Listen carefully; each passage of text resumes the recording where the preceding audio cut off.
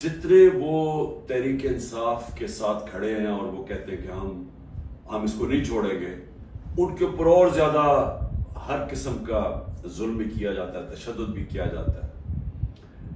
मैंने वीडियोस देखी हैं एजाज चौधरी की, डॉक्टर यास्मीन राशिद, शहरयार अफरीदी, उमर चीमा, मियां महमूद रशीद, ये जब निकलते हैं अदालत के लिए, जब इनको लेके जाते हैं तो क्योंकि वो स्टेटमेंट देते हैं कि हम खड़े हैं पार्टी के साथ, उनके ऊपर कईयों पे तशद्दुद किया गया, एजाज चौधरी पे किया गया, मियां महमूद रशीद पे किया गया। अब ये टिकट होल्डर्स के पीछे पड़े हुए हैं कि किसी तरह उनको पीटीआई से दूर करें, और कई कर चुके हैं। जो लोग छुपे हुए हैं, जिनको घरों, फिर उनके घरों पे अटैक होता है और घर तोड़े जाते हैं।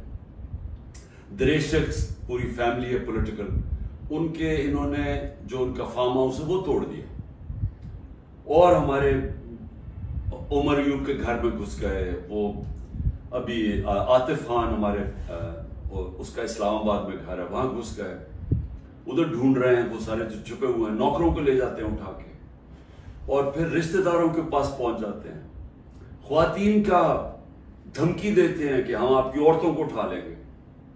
यानी इस लेवल पे पहुंच चुके हैं कि कभी भी कोई तस्वर नहीं कर सकता था कि पाकिस्तान की सियासत में हम इतना गिर जाएंगे कि ये कहा जाएगा कि अच्छा, हम तुम्हारी औरतों को, तुम्हारी बच्चियों को, हम उनको नहीं छोड़ेंगे। ये उस एक लेवल तक पहुंच चुके हैं, और औरतों को पकड़ के उन्होंने जेलों में डाला। राना सनाउल्लाह की प्रेस कॉन्फ्रेंस आई कि जी कि हम खुद ही कोई कुछ ड्रामा करने लगे हैं रेप का।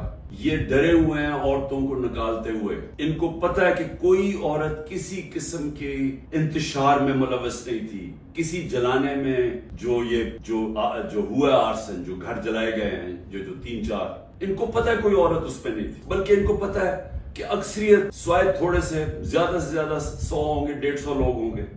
इनको पता है बाकी कोई पुरअमन एहतजाज कर रहे थे। मुझे पता है कि जजेस को भी फोन कॉल्स आ रही हैं, नामालूम फोन कॉल कि हम ये कर देंगे, तुम्हारी ये फाइल है, हम तुम्हें ये कर देंगे, तुम्हारे बच्चों के पे पहुंच जाते हैं। अक्सरियत पुलिस बिल्कुल खुश नहीं है जो उनसे करवाया जा रहा है। जो पुलिस की अक्सरियत है वो समझते हैं कि बहुत बड़ा ये जुल्म किया जा रहा है, अंदर गुल्लू बट इन्होंने घुसाए हुए हैं, और पीछे से नामालूम अफराद का प्रेशर आता है। हमारे टिकट होल्डर्स पंजाब में देखें कितने लोग छोड़ के गए।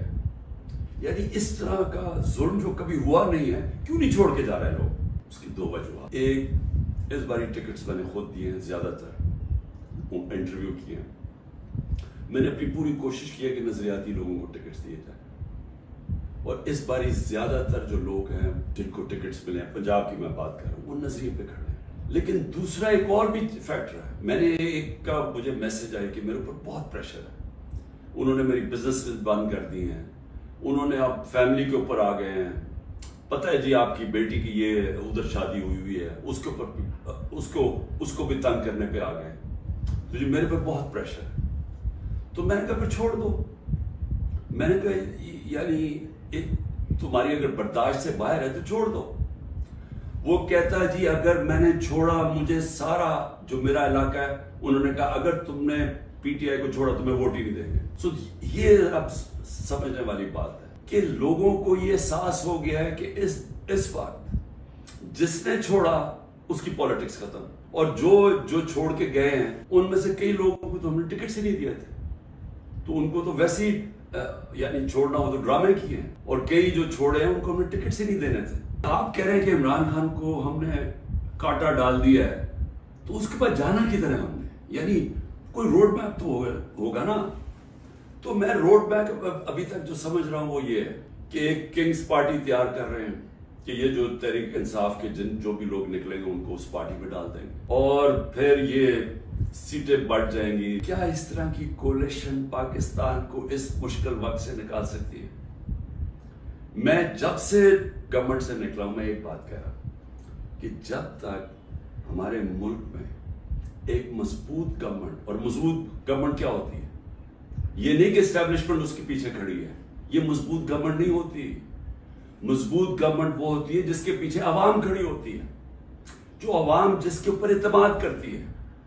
ये लोगों को इकट्ठा करके और एस्टैब्लिशमेंट पीछे खड़ी हो जाए اور کسی کا خیال ہے کہ جو آج پاکستان کو مسئلے مسائل آ گئے ہم اس میں سے نکل جائیں گے، کوئی اس خوش فہمی میں نہ رہے۔ عمران خان نے کبھی کسی جوڈیشری کے اندر انٹرفیئر نہیں کیا، نیب کو اس نے نہیں کہا کہ فلانے آدمی کے اوپر کاروائی کرو، کسی ایف آئی اے کو۔ میرا جو میں نے ثناء اللہ ہے وہ آئی جی، میرے خیال میں ابھی پتہ نہیں کدھر پوسٹڈ ہیں، آئی جی تھے، ایک دفعہ کہو کہ میں نے کبھی کسی کے خلاف انتقامی کارروائی کا کہا ہے۔ ہمارے سارے 95% کیسز پرانے تھے۔ آپ میرے سے این آر او مانگ رہے تھے، آپ میرے سے یہ کہہ رہے تھے کہ ہم نے چوری کیا، ہم کوئی خاص مخلوق ہے الگ، ہمیں معاف کر دیں۔ ہم نے صرف ہمارے دور میں شہباز شریف کے کیس بنا تھا، مقصود چپڑاسی والا 16 ارب اور 8 ارب جو اس نے منی لانڈرنگ کی تھی کہ باہر سے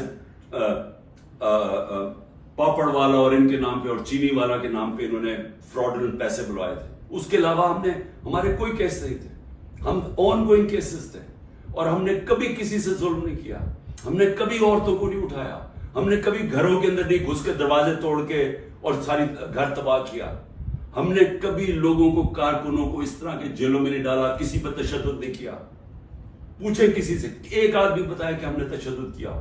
مریم نے جا کے اٹیک کر دیا نیب آفس کو، پتھر مارے انہوں نے، بتائیں کتنے لوگوں کو اپنے اینٹی ٹیررزم کورٹ پہ پکڑا، یہ کیا مریم کے اوپر کوئی کیس ہوئے؟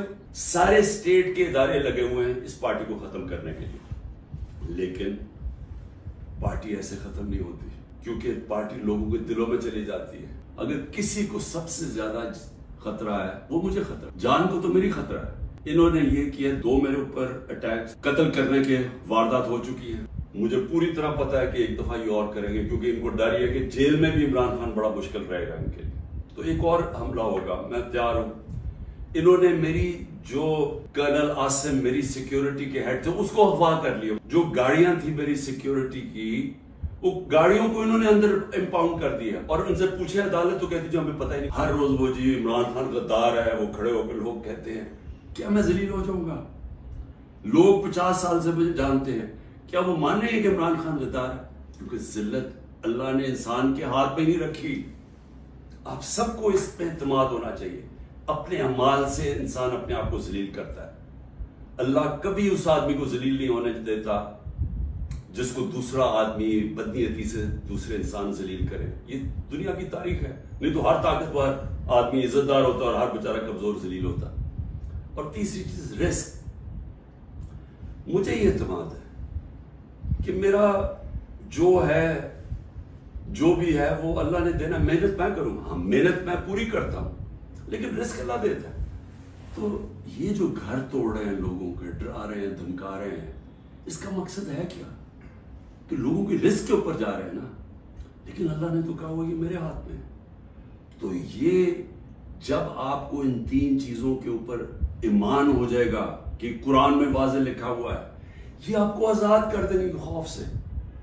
یہ جو خوف کے ذریعے غلام بنایا جاتا ہے، اللہ نے یہ 3 چیز اپنے ہاتھ میں اس لیے رکھی ہیں کہ انسان کی غلامی نہ کرے۔ مشکل وقت ہے، آزادی کے لیے قربانیاں دینی پڑتی ہیں، ہم سب، میں تیار ہوں قربانی کے لیے، میں اپنی سب سے بڑی تو جان کی قربانی ہے نا، میں اس کے لیے تیار ہوں، لیکن میں کبھی کسی صورت ان کی غلامی قبول نہیں کروں گا۔ اور میں چاہتا ہوں میری قوم، آپ بھی تیار ہو جائے۔ 20-15 ہزار لوگوں کو جیل میں ڈالا ہے نا، ہم 23 کروڑ لوگ ہیں، کیا 15 ہزار کو سامنے رکھتے ہوئے 23 کروڑ لوگوں کو غلام بناتے ہیں انہوں نے؟ تو آپ نے کسی صورت یاد رکھیں، یہ اب 2 رائے ہیں۔ ہم نے اگر اپنے اس وقت اس خوف کے سامنے جھک گئے، جو یہ کوشش کر رہے ہیں، یاد رکھیں آپ کی آنے والی نسلیں آپ کو معاف نہیں کریں گی۔